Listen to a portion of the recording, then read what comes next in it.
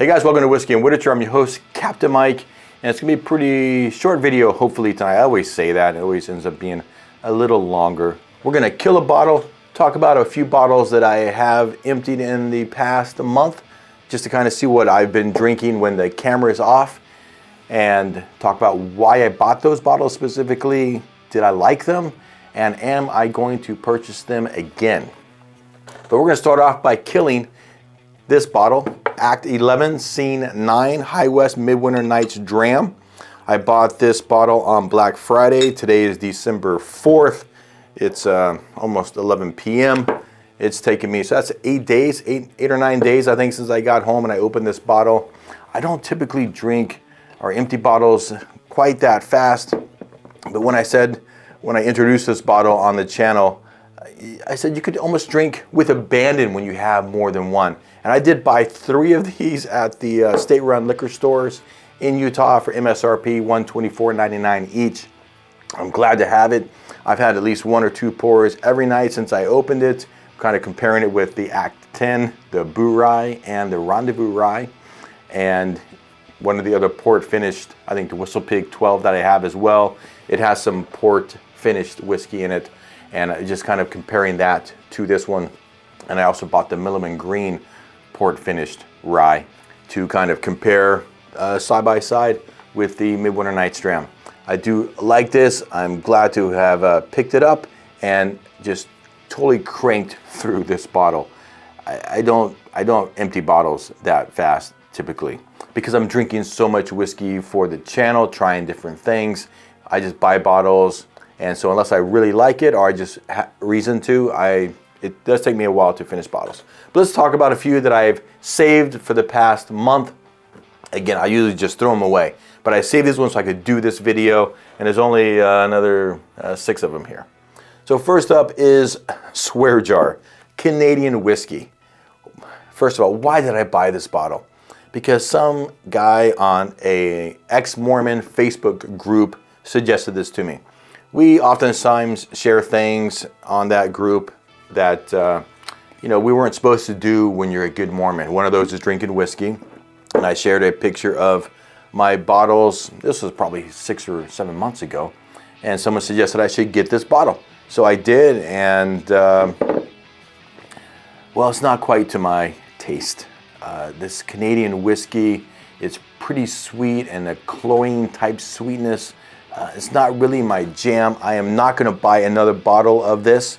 It's going to go into the garbage. I do think maybe if you really do like sweet whiskey and you like to mix it into a cocktail, I certainly would not drink this straight and neat. But if you want to put it into a cocktail, and again, you like it really sweet, maybe that's your jam. The Fighting 69th. I bought this bottle because my daughter is a bartender in Phoenix. She had some guys from this unit or from associated with this come into the bar, and they were kind of pushing it on her, this brand, and said, hey, you should pick a bottle up. So when she came out here, I bought a bottle of this, and we actually blinded this with the regular Jameson. And it's been a while, but as I recall, one of us preferred the Fighting 69th, one of us preferred the Jameson. I can't remember which was which. This is one of those Irish whiskeys, one of those military sponsored Irish whiskeys. It is, made with Irish grains and water and everything, like distilled and aged in Ireland and then brought here packaged and sold off for these guys to benefit their military unit. So am I going to buy another one of this? Probably not. If I came to your house and you gave me a pour of this, I'd be happy. I wouldn't be sad about that. But I am there's no reason for me to keep this on my shelf at this time. So that's going to be a pass on me. But I do see it at some of the stores here locally on a regular basis. So I know it's available, but I don't feel like I need to have that bottle here at my house. Okay, Bulleit Bourbon, just the orange label.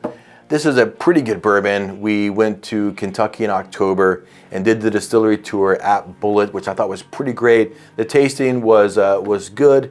That single barrel Bulleit was a revelation. I bought one as soon as I could find one here in the area, and I really enjoyed it.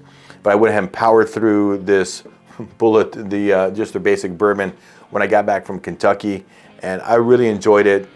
And just because I had done that tour, just kind of reignited my desire to drink through this.